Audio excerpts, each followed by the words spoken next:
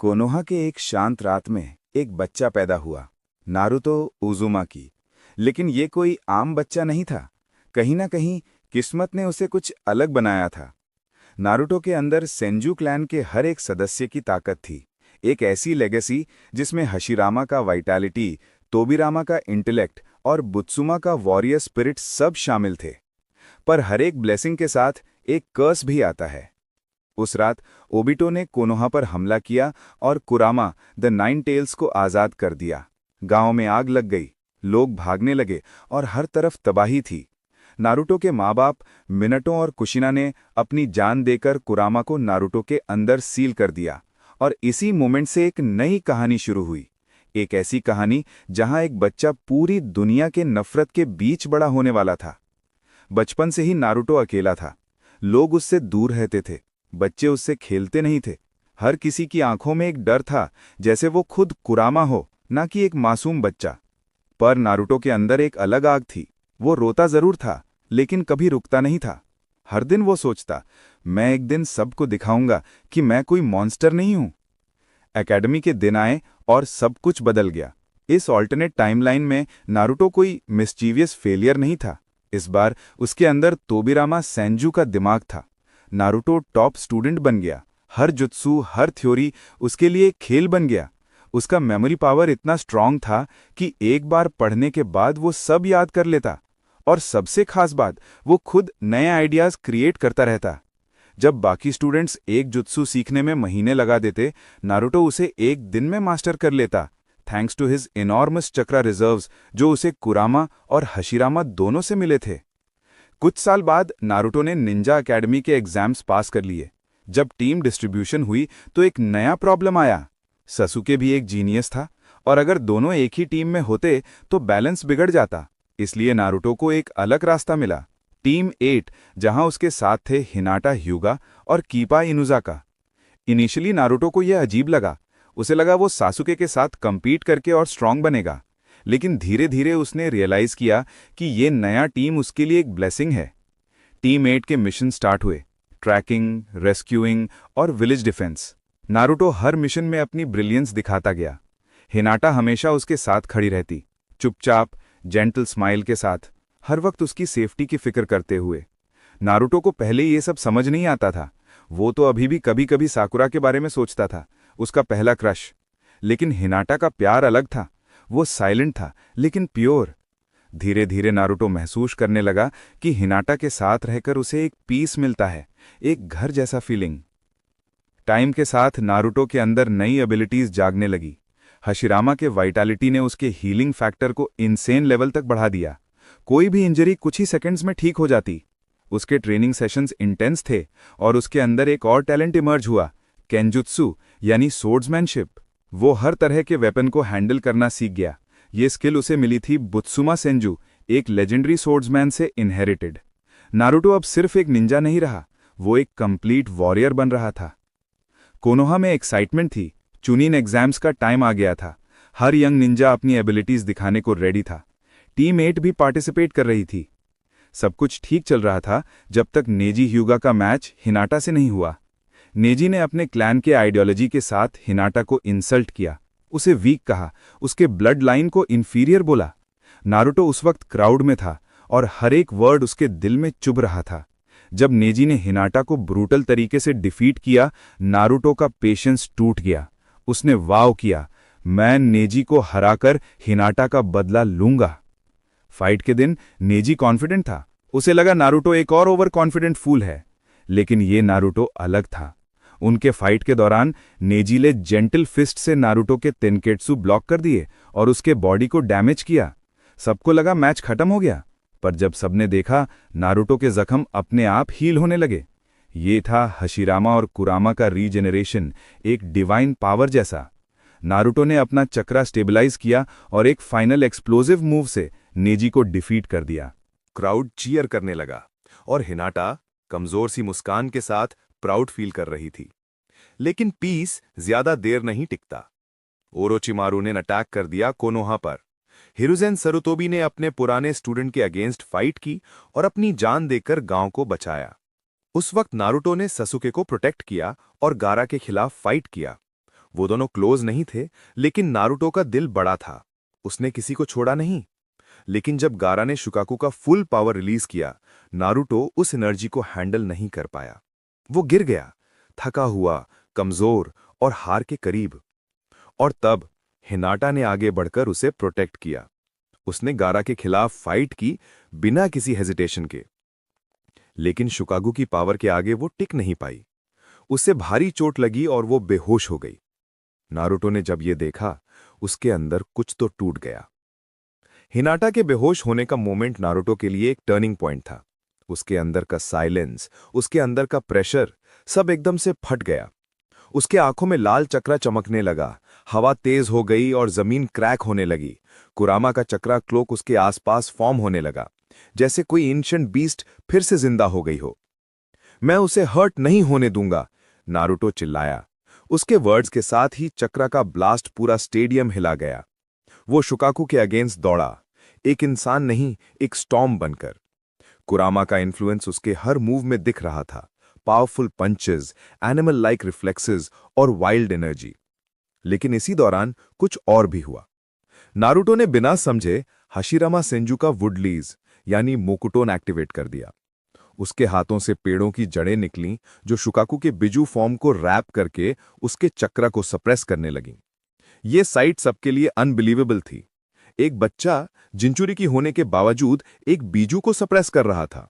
Naruto ने full control ले लिया और शुकाकू को सील कर दिया। गारा बेहोश हो गया और नारुतो ने उसे जेंटली जमीन पर रखा। फिर वो हिनाटा के पास गया, उसे अपनी बाहों में उठाया और हॉस्पिटल की तरफ चला गया। उस वक्त सबको समझ आ गया, नारुतो अब सिर्फ एक प्रोडिजी नहीं, एक लेजेंड बनने वाला है। बैटल के कुछ दिन बाद नारुतो की मुलाकात हुई जिराया से। जिराया को पता चला कि ये लड़का सिर्फ कुरामा का होस्ट नहीं, बल्कि सेंजू ब्लड लाइन का मिरेकल है। उसने तुरंत डिसाइड किया, ये लड़का मेरी ट्रेनिंग के लायक है। नारुतो और जिराया एक जर्नी पर निकल पड़े और उनका पहला मिशन था त्सुनाडे को ढूंढना, ताकि वो कोनोहा की नेक्स्ट होकागे बन सके। ओरोचिमारू और कबूटो ने भी त्सुनाडे को अपने साइड पर करने की कोशिश की, लेकिन नारुतो ने अपने विल पावर और सेंजू पावर से उन्हें हरा दिया। त्सुनाडे ने पहली बार उसके अंदर हाशिरामा की ताकत महसूस की। उसने कहा, तुम बिल्कुल मेरे दादा जैसे हो और शायद उससे भी ज्यादा स्ट्रांग बनोगे। और उसी दिन नारुतो ने एक नई टीचर भी पाली। त्सुनाडे ने उसके अंदर के हीलिंग और सीलिंग आर्ट्स को और डीपन करना शुरू कर दिया। कोनोहा वापस आने के बाद सब कुछ थोड़ा नॉर्मल होने लगा था, लेकिन ससुके के अंदर जेलेसी और डार्कनेस बढ़ती जा रही थी। नारुतो अब एक रिकॉग्नाइज्ड हीरो बन चुका था और ससुके खुद को पीछे महसूस कर रहा था। इस वर्जन में उनके बीच दोस्ती उतनी गहरी नहीं थी, लेकिन नारुतो फिर भी चाहता था कि ससुके ठीक रहे। पर जब ससुके ने ओरोचिमारू के साथ जाने का डिसीजन लिया, नारुतो ने उसे रोकने की कोशिश नहीं की। उसने बस एक लाइन कही, जो रास्ता तू चूज करेगा, मैं उसके कॉन्सिक्वेंस को संभाल लूंगा। और फिर नारुतो और जिराया कोनोहा छोड़ गए, एक नए ट्रेनिंग जर्नी के लिए, क्योंकि अब अकात्सुकी का खतरा बढ़ने लगा था। 3 साल गुजरे और नारुतो एक अलग ही लेवल का शिनोबी बन गया। टोबिरामा का इंटेलेक्ट उसे हर टेक्निक समझने में हेल्प करता था। Would release all 5 nature transformations और एडवांस्ड सीलिंग आर्ट्स मास्टर कर चुका था। एक दिन मेडिटेशन के दौरान नारुतो ने कुरामा के सबकॉन्शियस रेल्म में उससे फेस किया और अपने कंट्रोल में ले लिया। वो कुरामा मोड अनलॉक कर गया, पहले से कई साल पहले। इसी मोड में उसने अपने माँ बाप के सोल से मिलने का मौका भी पाया। उन्होंने अपने बेटे को देखा, एक प्राउड स्माइल के साथ। नारुतो के केंजुत्सु स्किल्स भी नेक्स्ट लेवल पर थे। वो अब एक साथ मल्टीपल सॉर्ड्स यूज कर सकता था और एक वॉरियर जैसा लगता था। उसने माउंट मोयोबोको याकर सेज मोड भी मास्टर कर लिया, जिराया से भी तेज। कोनोहा वापस आने पर सब लोग शॉक में थे। ये वही नारुतो नहीं था जो कभी प्रैंक्स करता था, ये एक कंप्लीट शिनोबी था। कुछ ही समय में अकात्सुकी ने टेल बीस्ट्स को हंट करना स्टार्ट कर दिया। नारुतो और दूसरे शिनोबी ने मिलकर उनमें से 4 को डिफीट कर दिया। नारुतो ने अपनी ट्रेनिंग और बढ़ा दी। उसने एक और सेज मोड मास्टर किया, सेज ऑफ द वुड, जो हाशिरामा के स्पिरिचुअल एनर्जी से इंस्पायर्ड था। इस दौरान ससुके ने ओरोचिमारू को मार दिया और इताची को ढूंढने निकल गया। नारुतो ने अपना ज्यादा टाइम कोनोहा के लाइब्रेरी में बिताना शुरू कर दिया। वहां उसने तोबिरामा के रिसर्च नोट्स पढ़े, ईडो टेंसे, फ्लाइंग राइजिन और भी कई फॉरबिडन जुत्सूज। उसने अपनी माँ खुशीना के राइटिंग्स भी देखे और उजुमा की सीलिंग आर्ट्स सीखे। जल्द ही नारुतो ने शिनिगामी समनिंग और ईडो टेंसे दोनों मास्टर कर लिए। दोनों एक साथ यूज कर सकने वाला वो पहला निंजा बन गया। लेकिन जैसा हमेशा होता है, पीस कभी परमानेंट नहीं होती। एक मिशन के दौरान जिराइया ने अकात्सुकी के लीडर पेन से लड़ते हुए अपनी जान दे दी। जब नारुतो को यह खबर मिली, उसका दिल टूट गया। उसने अपने आप को ब्लेम किया, अगर मैं वहां होता सेंसेई मरते नहीं। उसी गिल्ट ने उसके अंदर एक नया डिटर्मिनेशन जगाया। पेन कोनोहा पर अटैक करने वाला था और सुनाडे ने नारुतो को एक लास्ट गिफ्ट दी, ब्याकुगो सीलिंग टेक्निक। नारुतो ने इसे मास्टर कर लिया और अपनी हीलिंग पावर और भी ज्यादा एनहांस कर ली। अब वो एक वॉकिंग पावर हाउस बन चुका था।